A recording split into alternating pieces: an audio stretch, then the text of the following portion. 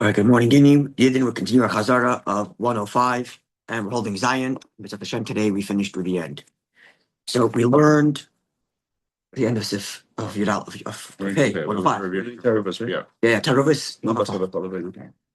So we learned in Aleph through Zion, transference of flavor through pickling, through, we did mention about falling into a pot in the context of Tatagava, the below overpowers. And we also learned the halacha of grilling, where it's hot without liquid touching each other or on top of each other and the like. And today we learn, number one, the difference between something which is inherently prohibited versus versus that which is only forbidden because it absorbed something that makes it forbidden. That's number one we're going to discuss today. And then the next thing we're going to discuss is transference of flavor via salting. That's going to be the next thing. And that pretty much runs us through the entirety of this. To be in the other one. Siman. And this one. Text itself. Not the summary, the text, yeah. Okay, so we're going to read inside, translate, and whatever you remember, we'll inject, and whatever I remember, I'll inject. Zion. This fact that a prohibited item can cause its friend to become prohibited, either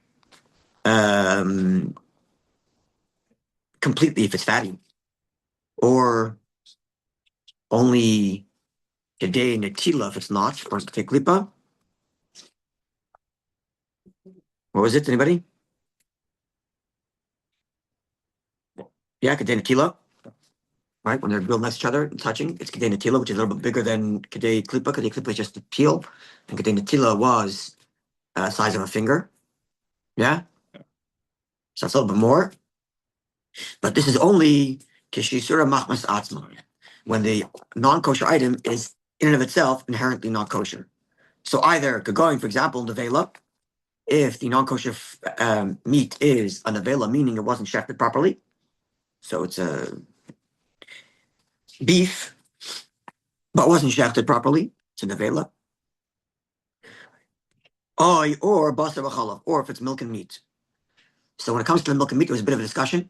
So the principle here, right, again, the point here is that the item is prohibited of its own accord and not that it absorbed something forbidden. With basar v'chalav, it's a bit tricky, right? Because, again, basar v'chalav is inherently, they're both inherently kosher, both the item itself and the thing that's being absorbed. They're only non-kosher in their mixture. And because of that, we apply the principle of, which principle, anybody? Because they're both permitted inherently, and they only become non-kosher in their mixture, therefore they apply the principle of chanan, right? That the item itself becomes prohibited. And that's the principle of the Shulchan Aruch here, that once milk and meat mix, every part of the meat is forbidden. So it's not as if the meat has to give off the flavor of the milk to make the next item not kosher. Even if it gives off the flavor of the meat itself, but the next item is not kosher because it itself is a mixture of milk and meat and it's itself forbidden. It's chanan, chati chanas nevela. But nonetheless, the Taz brings here from the Rashal, who's been stringent in the past, to actually be lenient in this regard. That that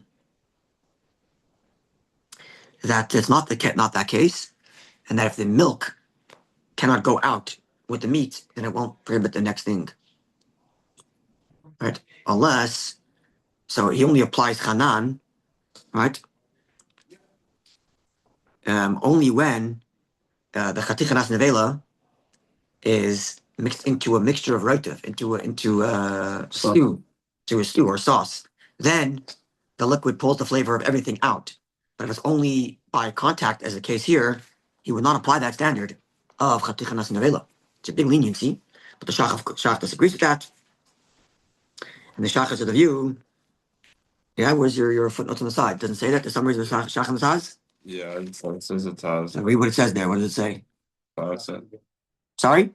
the bottom. Yeah, according to Torah Machab, another posting, a piece of meat which absorbed milk forbids another piece through touching even without liquid, but the Rashba and others should hold that it does not, and this seems to also be the Ramah's opinion derived from the subject of a drop of milk. But we say we can say that the Rama only said this. He holds that we should not be stringent with absorbed substances, which is lean. And then quotes other proofs from the Machaber's opinion. No, where was that summary of? Summary of what? Taz? Who's that speaking? The Shach. Shach. The Shach is the one that's stringent. Yeah. Whereas it doesn't have a Taz there. Taz on the side. Shach 13. This speaks specifically of meat which touch cheese, but meat Oh. which absorb milk is considered like absorbed forbidden substance. So if it absorb milk, it won't transfer more than the milk which can go out. Which means it won't transfer at all. That's not also Machmas. Right? Okay. Continue.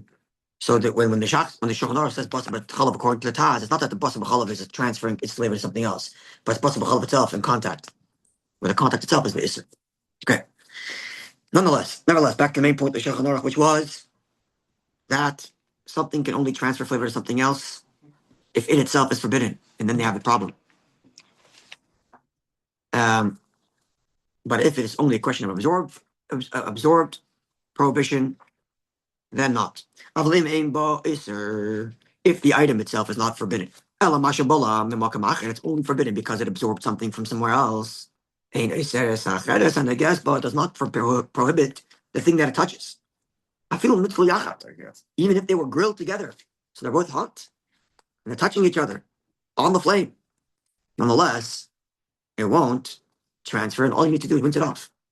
Rinse off the kosher piece of meat, and you're good to go. However, here we get again to the question of whether it's lean or fat. But specifically, what's the question? What has to be lean or what has to be fatty? What has to be fatty? The one that it absorbed the. So there are 3 items here. Yeah. 2 kosher pieces of meat. Yeah. That's item 1. So item 1 is completely kosher. Item 2 is also kosher, but it's absorbed. Item 3, which is not kosher. 3 items. Which of these 3 need to be fatty to cause transference? Let's find out. Yeah? 2. Is the ones. Yeah. Let's see. This is all true. If item 3, which is the prohibited item, was not something that would diffuse, so it's not juicy. But if item number 3, which was absorbed in item number 2, item number 3 being the non-kosher, absorbed in item number 2, and we're asking if it's going to go to item number 1. So if item number 3, which is the non-kosher, absorbed in number 2, is such things that do diffuse betiva by nature, kagon shumon, it's fatty fat, juicy fat, oiseres chaverta, would prohibit item 1 diffusing from 2 to 1, bein betzali, whether they are grilling together, bein geiz bezu b'cham b'cham, whether the 2 of them are touching each other and they're hot, or if item number 2, which is absorbed of item number 3, is below and it is hot, and item number 1 on top, is cold. Because the prohibited item number 3, which was absorbed in number 2, is itself a diffusing element, and can travel from one piece to another. Right? This is the principle that ain balua yotzim mechaticha lechaticha b'leirotiv. That which is absorbed is not diffused from item number 1 to item number 2 unless there is liquid in between to conduct the transference. In the case of where the prohibited item number 3 is itself a liquidy fatty, it itself provides the conducting component, and it travels from one item to the next if they are touching and hot. Clear? Okay, and therefore forbids the other thing unless there's 60 against. Right. All this is true. The base chaticha is with 2 pieces of meat, 2 food items. Aval kli shabala iser, but a vessel, a pot that absorbed something not kosher. So I want to get the right setting here. How do we do a spotlight? I forgot how we do spotlight.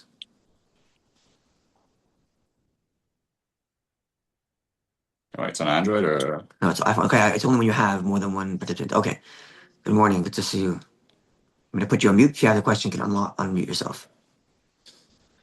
Just mute and all right. Try one more thing, maybe here. No. All right.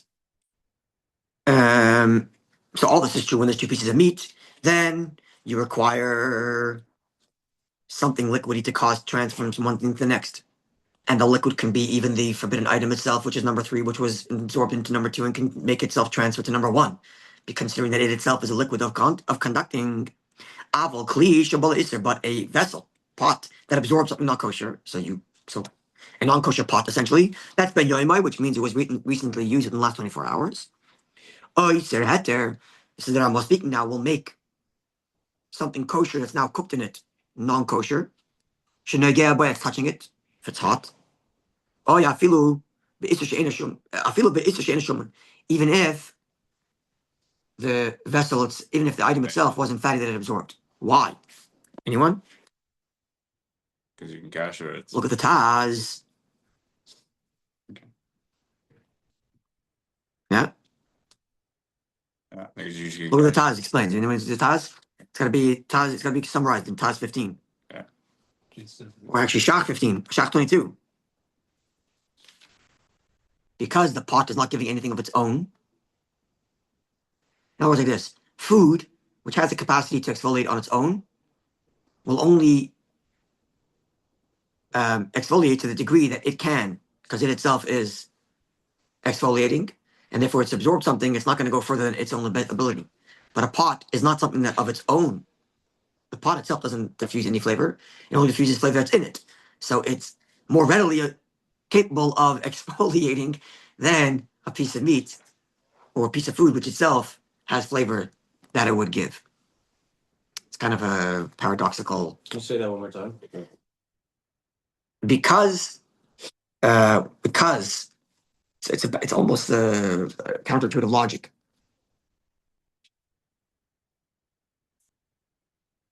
It's counterintuitive logic because meat or because food itself diffuses flavor. So therefore, it would prevent any absorbed flavor from traveling more than it itself can go. So if it itself isn't fatty enough and there's no liquid to make it go all the way into the next piece of meat, it won't. But a pot, which itself is not an exfoliating item, the moment it's hot, it lets go of whatever it has. Because it itself is not an item that would give off flavor and therefore inhibit anything in it from coming out. So as soon as it's opened, it comes out, things come out, which is with heat itself. So it's counterintuitive logic. But that is both the Taz and the Shach. You can read it there. Yeah.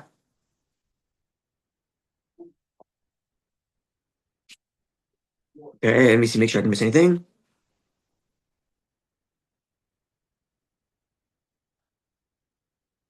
Okay, now what happens if...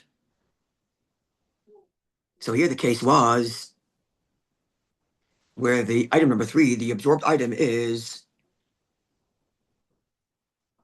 which is... what? Just fatty. What if... Sorry? Or Zion. We didn't learn the Ches yet. But in Zion. Here the question was, if the absorbed item number 3 is fatty, what happens if one of the other pieces are fatty? Then what? Yeah? Even so, only require rinsing. Because there has to be the non-kosher food that's fatty. Yeah?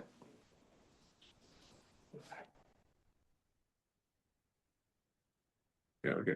Yep. Yep. Because that which is forbidden cannot travel more Than the surface layer, than the thing itself, than the thing in which it's in. which would be the surface. No, sorry. That which became prohibited cannot travel more than the thing that it absorbed. It cannot make the thing absorbed travel more than it would on its own. So even though it itself is fatty and is moving from one place to the other, it cannot take that thing to go that far. That's the principle. In a Nesser, Yochel Lesser, and Malcolm She'isr, Asmin, and Magirshim. Yep. And because it itself can't travel more than the surface layer, then the fact that its host is fatty and is traveling farther doesn't mean that the thing that it absorbs is traveling farther. You cannot prohibit that which the original prohibition couldn't get to. Right. This is all right. We're talking where we have like we probably would have 60 times the You actual. wouldn't have 6 times, then you're fine. Okay. If you're 6 times, you're fine. Right? Even when you have 60 times, you have to take off the point of contact also has to be removed, even if there's 60 times. I'm 60 times the Okay, piece we of meat. I mean, discussed that. the isser and the piece of meat. Like Again? you have 60 times the you'd probably have in the other piece. You'd have 60 times not the piece itself, but the isser in the other piece. So you would have probably like because the piece that became isser is because there was Which item number 2 or number 2? one no because we have one right. 1 is totally kosher. 2 is the kosher with a host of non-kosher, and 3 is the non-kosher. Yeah. Which item are we talking about? But Give us a number so we know what we're talking about. the one I think the middle one. Number 2. Yeah. So the one that's kosher but has is the host of the non-kosher. Now Yeah. what? So are we assuming in these cases that even that piece absorbed like it absorbed from the piece that's non-kosher we're talking it's fully non-kosher or it's Item number 2 yeah no is not fully non-kosher. It is non-kosher, but only by dint to the fact that it absorbed number 3, which is non-kosher. okay Not because it's inherently non-kosher. It's not machmas atzmai. okay Even if it is fatty, it won't Yeah. make the isser. Ain't not nesser. Yeah. The one that became prohibited, number 2, Yeah. cannot. What's the lashon? Yochel lesser b'makom shah isser atzmai namagir Hashem. Okay. Right. So the host, number 2, cannot cause the balua, the prohibited item number 3, go farther than it would have, even though it itself is moving farther because it's fatty. Clear? It's a leniency. Okay.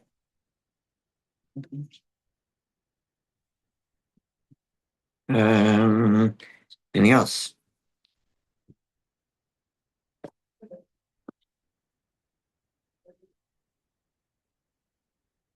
Okay, so this is only with respect to flavor that's absorbed, not with respect to actual substance that is absorbed.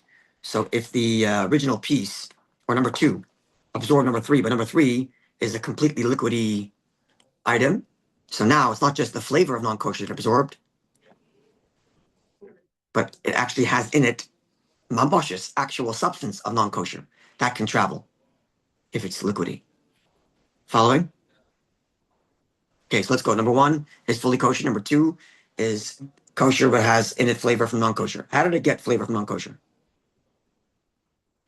Either pour it up, like either touch tray fatty like liquid or Oh, so let's say here the point is it only absorbed non-kosher.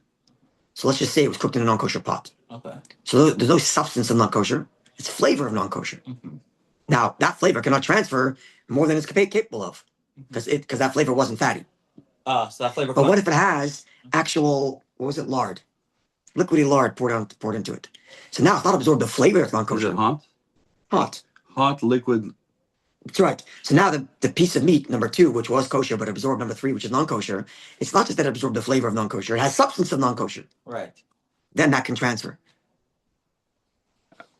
Because it's self-liquidy. Uh-huh. The piece that became tray from that So which piece? Number 1, number 2, number 3? number 2. Number 2, the host, yeah. The original piece that absorbed non-kosher, yeah. Yeah, and then number 3 gets becomes an from that. No, number 3 is tray. Number 3 is the treif. So Number 2 is the one that's absorbed with the treif. Number 1 is the kosher one. So Yeah. then that becomes a problem from. Oh, it's a machlekes. What happens if number 1 is touching a 0? Let's get another one. Yeah. So now it Transfer from. can you transfer forward. It's machlekes. It's machlekes. I always said like though it's only the point of contact between 1 and 2 is the issue. Right, but over here, let's say we're talking about fatty non-kosher substance. Will it travel from number 2 to number 1? That's our discussion. Oh, then turn number 1. What happens to number 0? Can number 1 now transfer numbers to 0? It's a machlekes. Okay.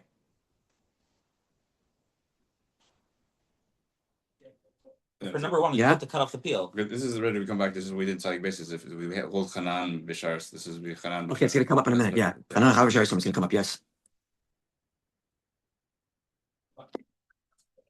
Right.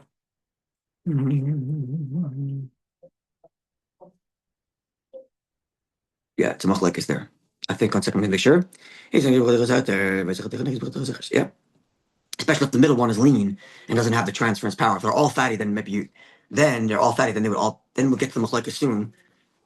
Okay, if they're all fatty, then the Ramah might say, not the Ramah, Yeah, that if they're all fatty, then they would be all considered one thing to be to combine to become shishim, or conversely to become usr.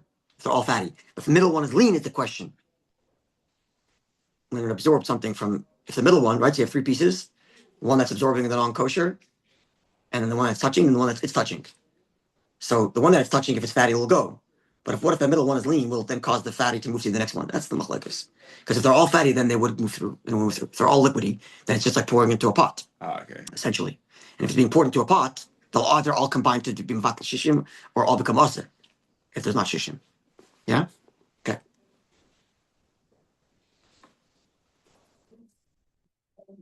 Yeah, I think we got everything covered.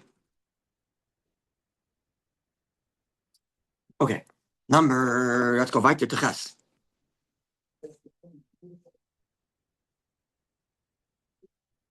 Kulya is a kidney.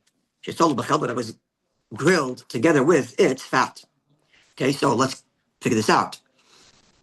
It's not in a pot, so there's no liquid submerging the whole thing to cause the flavor transference to go all the way. It's really only transference of flavor via contact.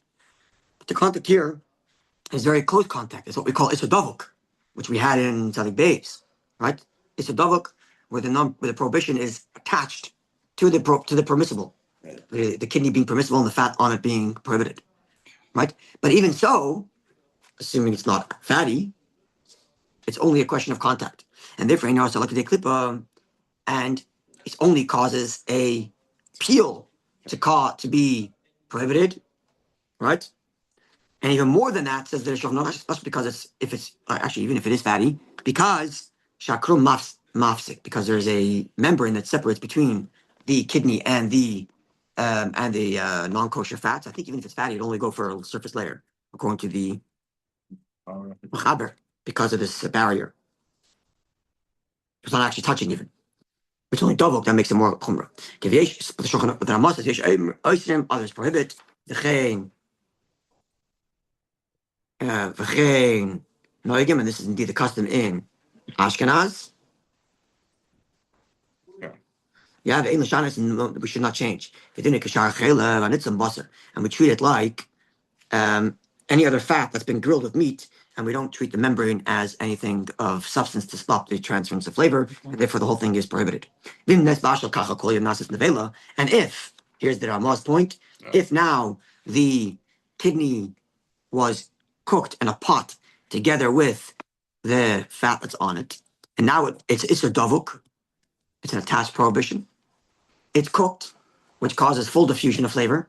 So now, according to the Mechaber, we say chanan even by shari sudim, not only by basa b'chalav. Remember from Tzadik Beis, yes? It's machlekes. Chanan is only by basa b'chalav or even by other prohibitions. Rambam said even by other prohibitions. So the kidney is now attached to the fat, and therefore it's the first one to absorb the fat, and therefore it itself becomes an item of Isser, and therefore you have to have 60 entire stew, not just against the fat, but against the entire kidney. Piece. Entire kidney. Yeah. It was whole piece, yeah? It's our system that cool, you need to have 60 against the entire kidney. The same thing is true of the membrane and fat that's over the lobe. I don't know what the lobe is, but it's another part of the animal. Anybody know what that is? You should know what it is. Yes. I don't know what it is. I mean, the lobe. It could be They translate one of the. It's a lobe, right? the adrenal gland. Adrenal gland, huh? I was Lobe, just going adrenal to gland. say it's probably one of the glands. Adrenal gland. Thank you very much. Okay. There's actually an We took one interesting. English word, translate another English word. That clarifies very much. Everything. The truth is, I mean, we're not learning these halachas, but when you do learn like cholan, you have to have a picture of an animal fighting the whole time. Otherwise, you don't know what's lying.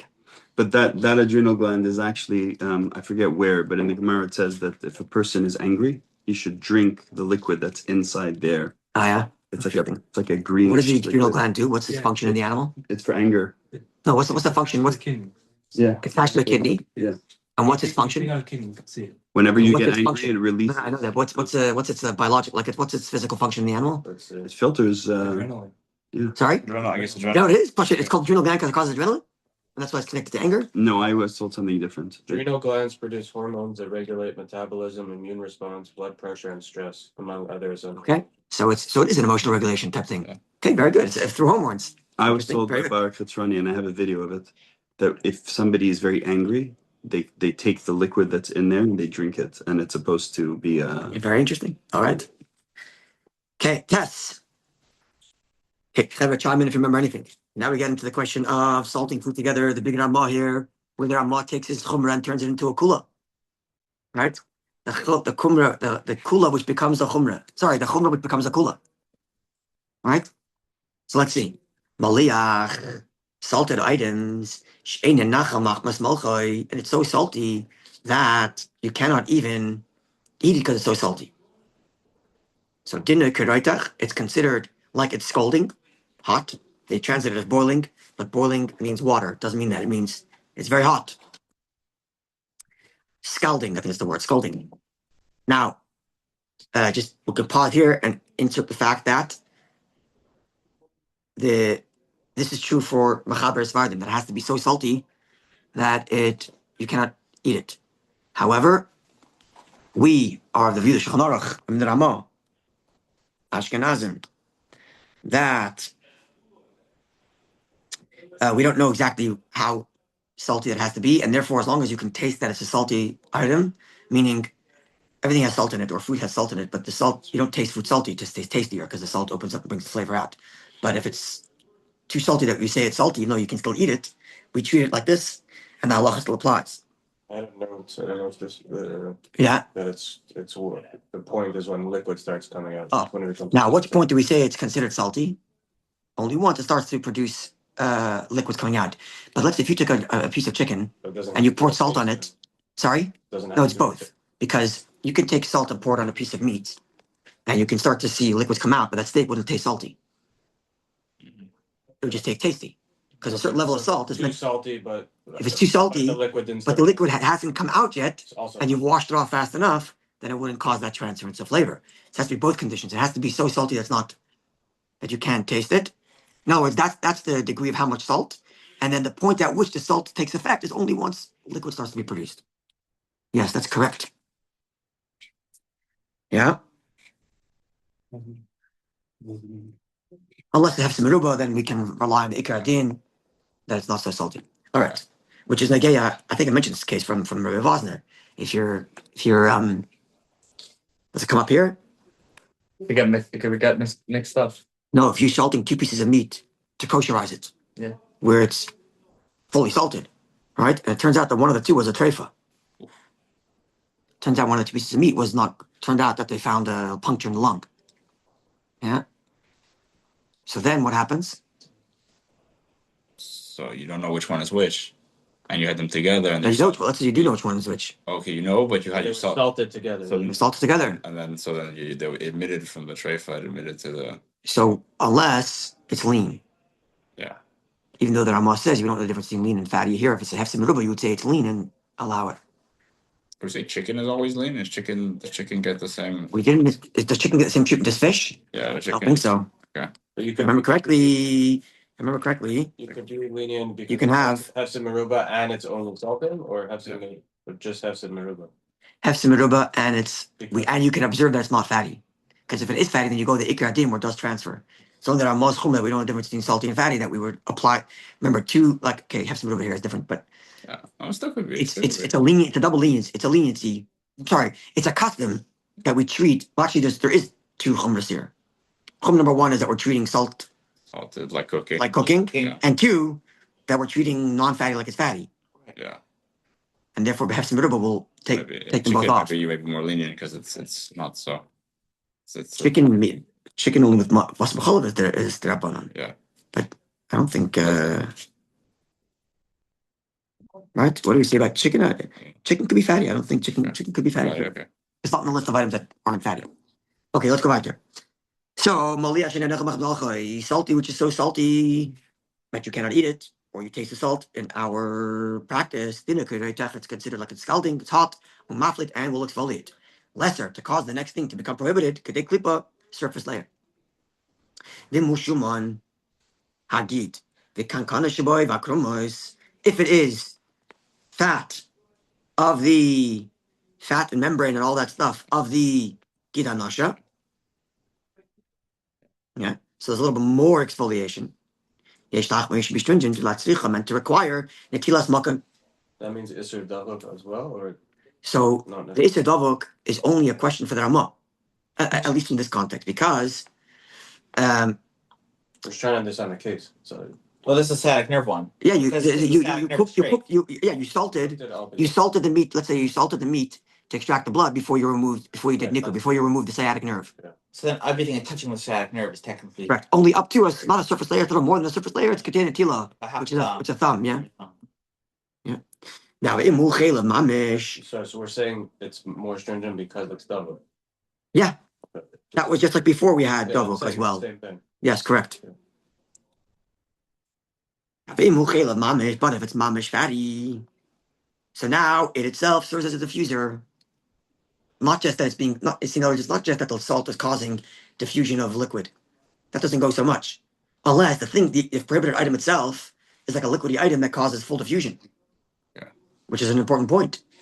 What if a salty piece of meat? Okay, we'll get to that in a second. Let's remind me about this. This is an important piece, important element. So then, Sorech Shishim Levatla, you need 60 in the whole meat against that non-kosher fat. Now, so that is with respect to the prohibited item itself being fatty. If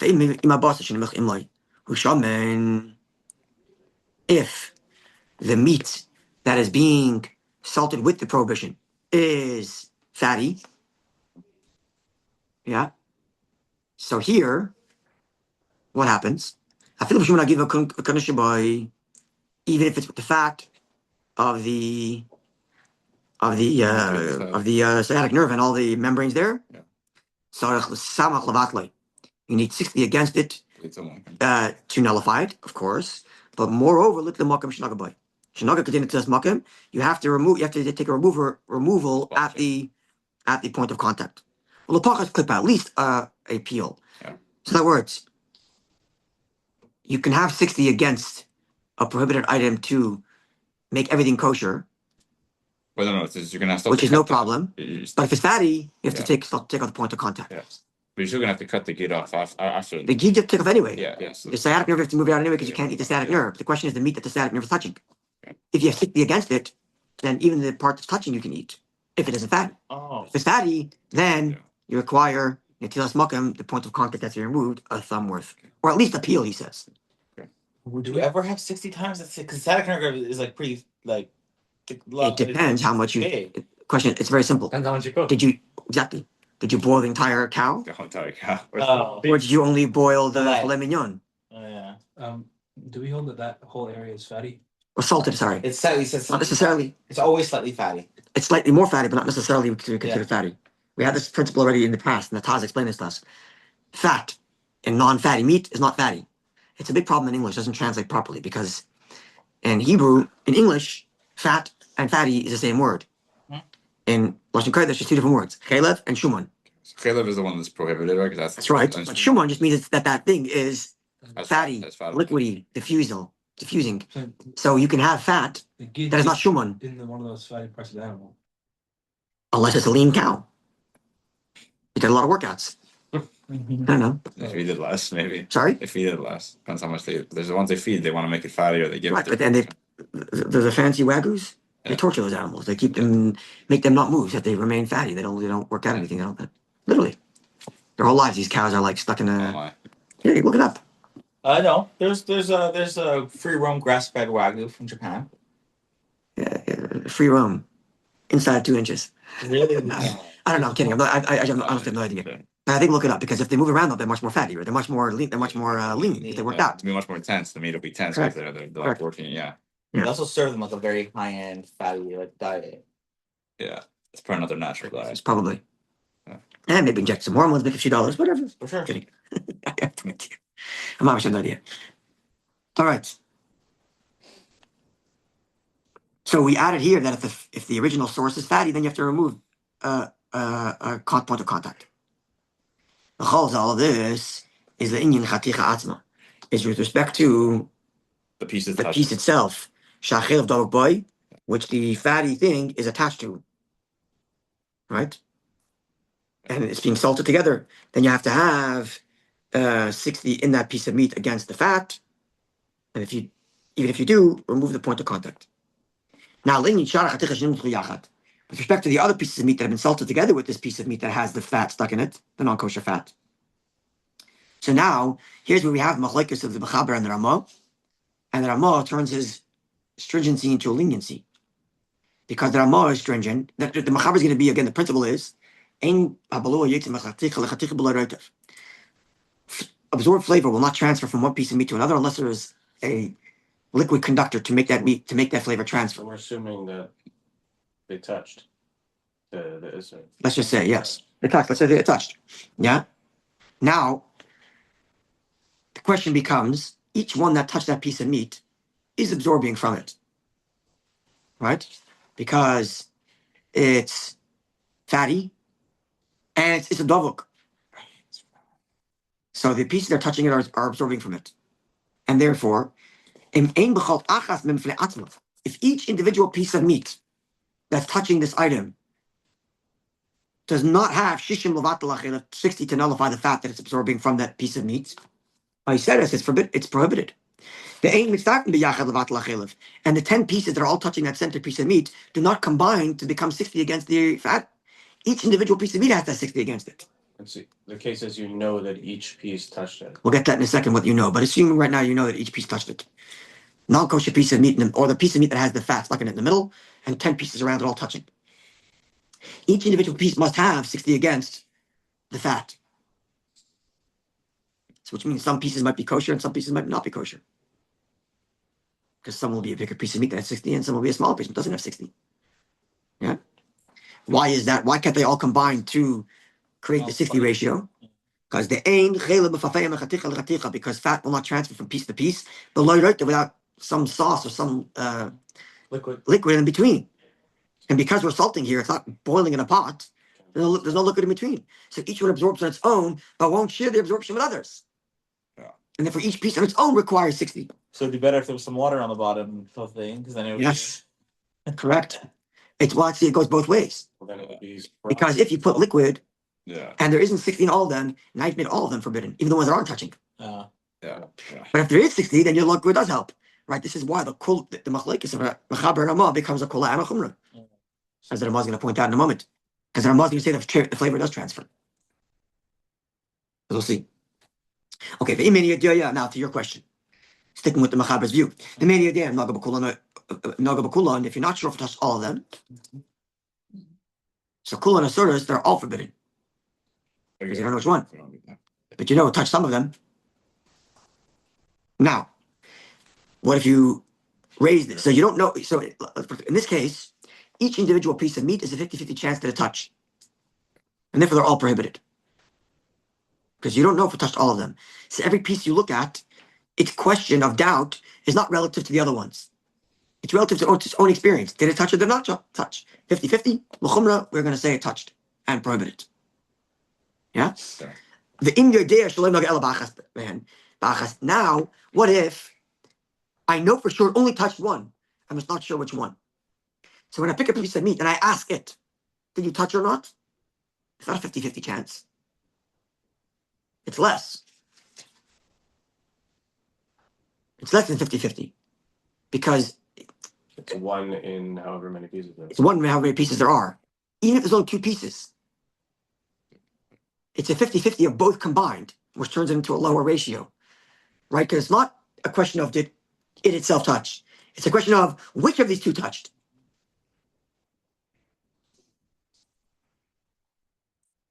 Following? It's a different kind of suffix. One's a suffix that it itself touched. And the suffix here now, not if it itself touched. The suffix is this the one that was touched? Or the other way to say is, its suffix is only combined with another piece being present. Correct. In the original case, the doubt was of its own. Did it touch or not? So if you have 10 pieces or 2 pieces, it makes a difference. The doubt's the same. In the next case is where I know it only touched one. And the question is, which one did it touch? So its doubt is only relative to the fact that there's another piece present. So it's not an isolated doubt. It's a doubt associated with another. And therefore, its nullification is against the other.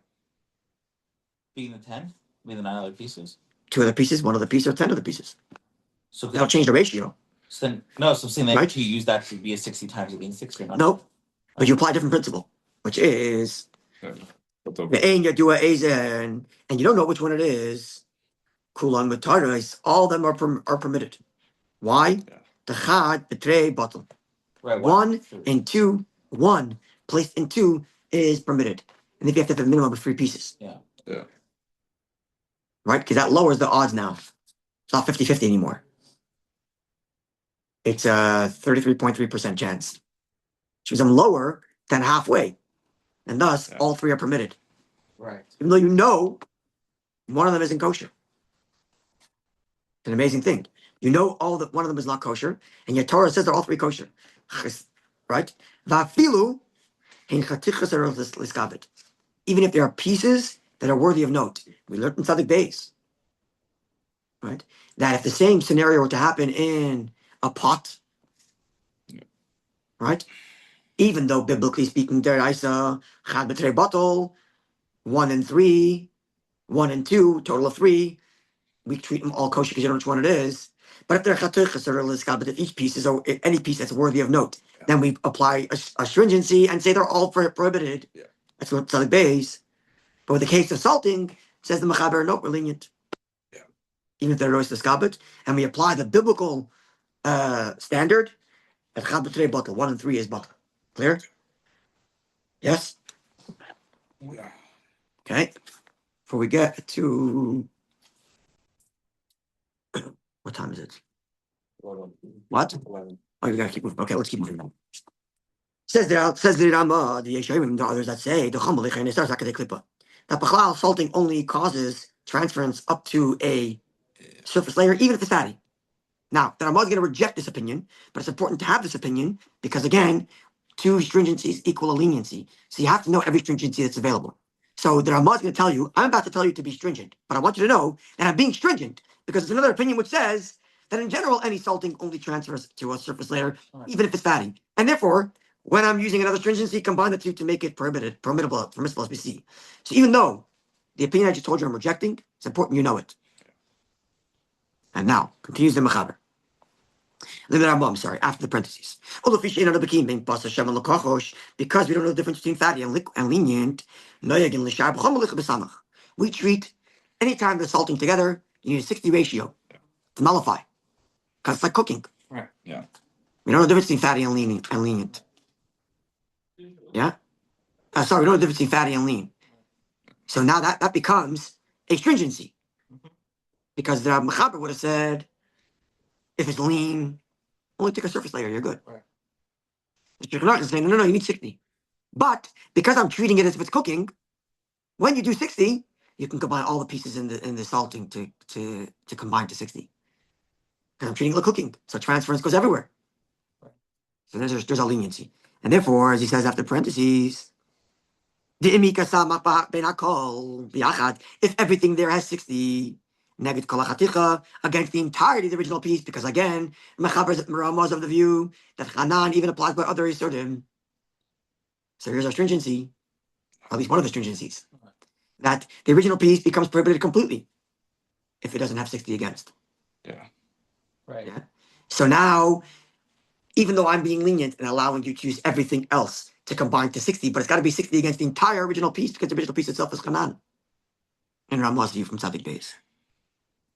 Okay, so everything basically becomes permitted except for that original piece. If there's 60 and everything against that full piece, Yes.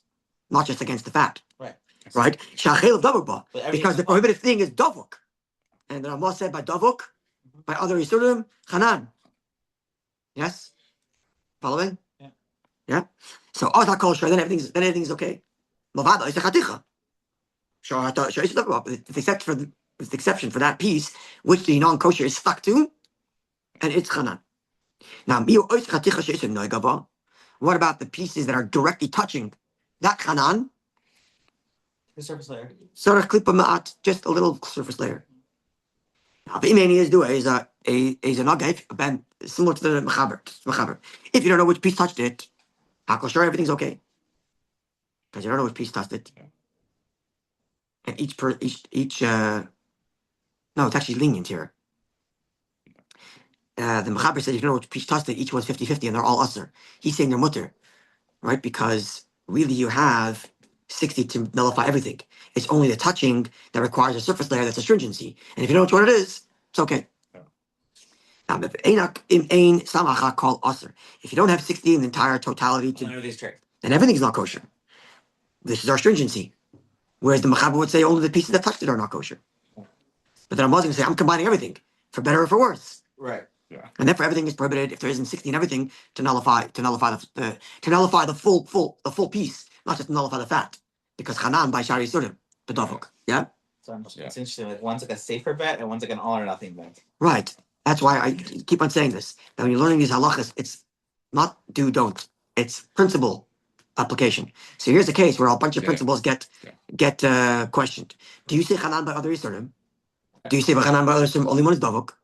Do you say that flavor transfers throughout without liquid? Can you swap between the opinions between the Mechaber and the Ramah just to make your life like to do which one fits you better? You cannot. You can only if you're applying two stringencies. Okay. Right? That's what I'm saying. That's fine. And Hefzer Berubam. It's the best. So no, you cannot do You that. cannot. That's good. You cannot. It's actually a whole discussion. If you can take chumras of one and kulas of the other, if they're contradictory, you can't. And it's a whole discussion halacha.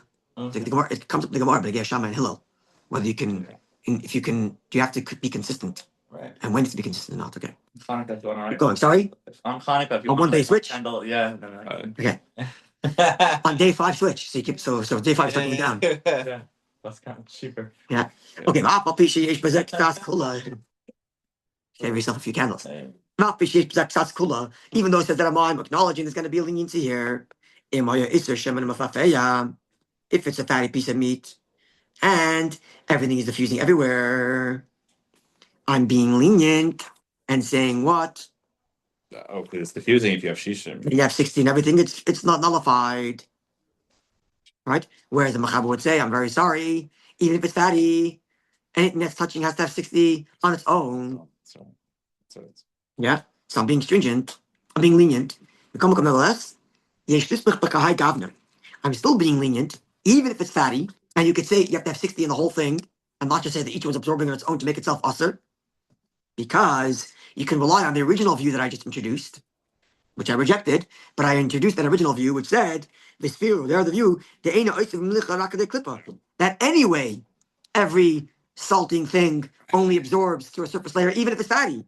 And that way I don't have to worry about which one's fatty, which one's lean. Because according to that view, only a surface layer anyway, even if it was fatty.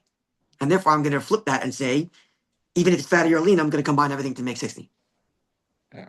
Because we don't know the difference between fatty and lenient. So I'm going to remain consistent. You never know the difference between fatty and lenient. Whether it's going to be stringent and say that if you don't have 60 in the whole total, everything is forbidden. Whether it's lenient when the entire thing is fatty and you're anyways going to nullify it all. And not say any particular piece is prohibited. Even though that particular piece does not have 60. Which the Mechaber would say is forbidden. Yeah? Okay, it's just, yeah, clear? Yes, this is one way of learning, which was the main dominant way we learned. Is this clear? Yeah? Okay, this is only true with respect to prohibited items that are possibly fatty. Going chaylev, like chaylev, which is forbidden fat, which could either be fatty or not fatty. Then I say, we treat it like it's always fatty. Oitzir or brine, which of course is liquidy. Like is klal, but a prohibited item which cannot be liquidy could go in chametz pesach, like chametz on pesach. It's never going to be liquidy. Everybody will agree. Then the salting and touching will only cause a surface layer of transference and no more, because our only problem is that maybe it could be fatty, and that's not an issue. Which the Mechaber already said this. Ramah already said this other times when he told us that we don't know the difference between fatty and lenient. He also made this caveat by saying that if it's a type of thing which cannot be fatty, like chametz and pesach, then don't apply this leniency or stringency. Okay, check out the laws of Hilchos Chametz to find out what to do. In Basar, see earlier in the laws of Melicha, what the din is when you salt meat before the strands and membranes have been removed. And there are those that say there are those that say that when there is a great loss you could be lenient by salting and say that only a surface layer to be removed, even if it's fully fatty. Because again, I introduced that opinion to begin with, which I rejected. Even though we have the custom to treat all salting that you require 60, even when it's lean. Yeah. But nonetheless, it's only a custom. And therefore, there are those that say, now when it's a great loss, don't go with this custom and be lenient and only prohibit a surface layer. Yeah. Says the Ramah, you can rely on that, but it's when it's lean. So here we have again two stringencies equal leniency. Stringency number one is that we're treating lean food like fatty. And stringency number two is we're treating salty fully like cooking, that it's transferring all the way. So if I could see it's lean and it's salting only, then I will apply the leniency and say only remove a surface layer. Yeah, clear? Okay.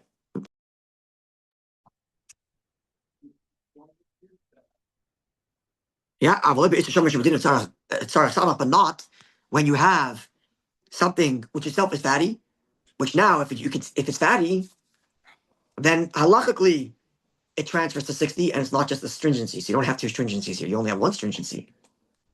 Right? So here's a case where the Ramah will tell you, even though we don't know the difference between lean and fat, you have to look and see is it lean or fat. Right. Following? Yeah. All right. Let's see if we can move through this quickly. Good. When is this true? What time is it? 7, 11, 10. All right, we'll try to go through it. When is this true? When both the prohibited and the permitted are being salted together. And even if the prohibited is being salted and the permitted is unsalted, then there's transference. That because the prohibited is exfoliating into the kosher. But if the permitted is salted, so the permitted is exfoliating, and it's touching Isser Tafel, and it's touching a prohibited that is not salted. So the prohibited is not exfoliating. So then it's not going to give off negative flavor into the kosher, and therefore in Tzarech Ha'adacha, you only have to wash it off. The Yesh Oisim, there are those that are stringent and will prohibit in Noigim Zebizeh when they're actually touching. Because when they're actually touching, then the salt that is on the kosher is also on the lean, is also on the not kosher, causing a pull of flavor. Are we not talking about when they're touching anyways before this? We are talking about when they're touching. But the Mechaber is saying that if the thing that's, in other words, it only works if the non-kosher is salted because it's exfoliating. But if the kosher is being salted and the non-kosher is not salted, then the salted meat of the kosher is not going to cause extraction from the non-kosher, which isn't being salted. Because we have like when they're side by side, if the kosher one is hot and the non-kosher is Oh, cold. we'll get to the second about top and bottom in a minute. Yeah. We'll get to in the next step. We'll get to top and bottom. Yeah. Here we're talking about touching. Yeah. And the Ramah is saying we're stringent. That if they're touching, there are those that are stringent. And when it's touching, that the salting that's on the kosher will extract from the non-kosher because of touching. There are some that are stringent. But in the Machaber, what's the case then if they're not? They are touching. Yeah. But he's not stringent. Oh, That's it. yeah. The you can be lenient in cases of great monetary loss. Yud Aleph. Now here you get to the top and bottom Maisa. That which we just said. That when the non-kosher is what's being salted, and the permitted is not salted. If it is fatty, right? Yeah. Then then you have to have 60 to the ratio of the non-kosher in order to nullify it. It's only if the salted is the kosher, the non-kosher salted is below, and the kosher non-salted is above. We shouldn't talk over because the below overpowers, and therefore the fatty salted non-kosher will travel upwards. But if the non-kosher, if the kosher non-salted is below lamata, below, and the non-kosher salted is above, and because the klipa, it only causes a surface layer of transference. Because we apply the standard that the one below is overpowering. And if the one below is not going to absorb from the one above, which, rationally, what would you say? If the top is above and it's exfoliating, it's going to drip downward. Yeah. Well, not. Yeah. And therefore, it says, others disagree. When they say the malicha, when it comes to salting, ain't chilukim ulamai lamata. No difference if it's below or above. Salting causes extraction, not heat rising. And therefore, even if the one on top is not kosher and salted, it's going to cause the non-kosher fat or non-kosher food flavor to drip downward into the kosher, which is unsalted. This is our custom in Ashkenaz. Yud beis. Gvinois, shenas what cheese that have been molded in non-kosher molds. Yeah. Even if they're salted in it, it's totally kosher because salting does not cause kalim to exfoliate. It only causes food to exfoliate. And therefore, the same thing be true if any kosher meat was salted in non-kosher dishes. Even if the non-kosher dish doesn't have any holes in it to cause the blood that's extracted to fall through, which we're going to learn in the laws of Malicha, that when you salt meat, you want the blood to drain out. Oh. But even if it wasn't, it still wouldn't cause any problem. Why? Because salting is not such degree of scalding to cause a vessel to exfoliate. That which it self-absorbed. This is only post factum. In the first instance, don't do that. Salt or spices. That is in a fleishik dish. You can use that salt or sorry? I said this is the 2 times speed version. Yeah. So those who are watching, slow down. Yeah. And what you live in Mechalov, you can use that salted that spices and flavor your milk because it doesn't absorb from the dish, even though it's spicy, it's salty, and it's sitting in a fleishik plate. We had a machlokes whether this is lechatchila or b'diavad. There are those that say it's even b'lechatchila, right? Same thing is true if the salt was in a non-kosher dish. The machashem yiveshem because it's dry, ain't bolim malakli. They don't absorb from the vessel. It's only if the vessel is clean and there's no actual pieces of non-kosher. Because then, if there's non-kosher piece of something left in that dish, then the salt will take that flavor. But Hamachmer one who wants to be stringent, Tavi Allah Bracha, good for him. There are those that say no reason to be stringent at all, not even Tavi Allah Bracha. Medalit. Melach hablo madam, salt that has absorbed blood. Gagoy memali has basar, like the salt that's been left over from salting meat. And now is put into a pot.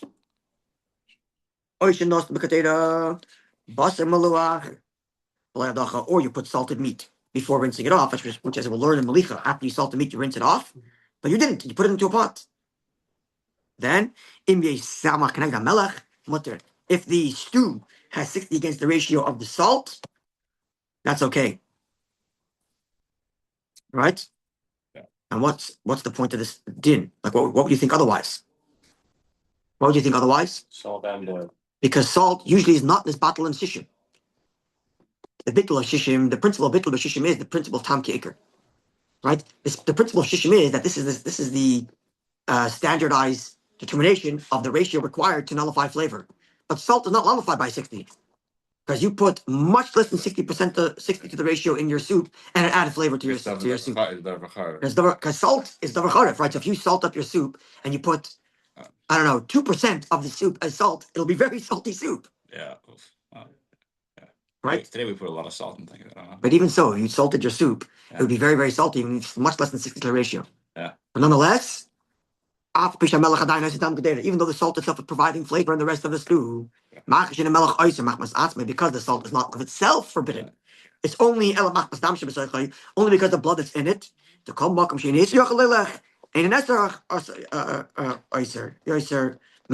is the principle we mentioned before. The conductor cannot make the thing it's conducting go farther than it itself would have gone. And because the blood would not cause flavor more than 60, therefore even though the salt does, the salt's not going to make the blood that's in it go more than 60. This is the principle we had earlier with regard to non-kosher food that's right item number 3, which is non-kosher, that's absorbed in item number 2, which is kosher. It's not going to go farther than it itself can go. So even if the host is fatty, which means it itself is going to transfer far, but it's not going to make the flavor it absorbed go farther. Right, same principle. Clear? Okay. On Wednesday we will get to Tzadik Beis, which hopefully will go a little faster because remember Tzadik Aleph. Tzadik Aleph is basically a review of Kufay but only with Basar B'Chalaf. Wonderful weekend. Good luck. Okay.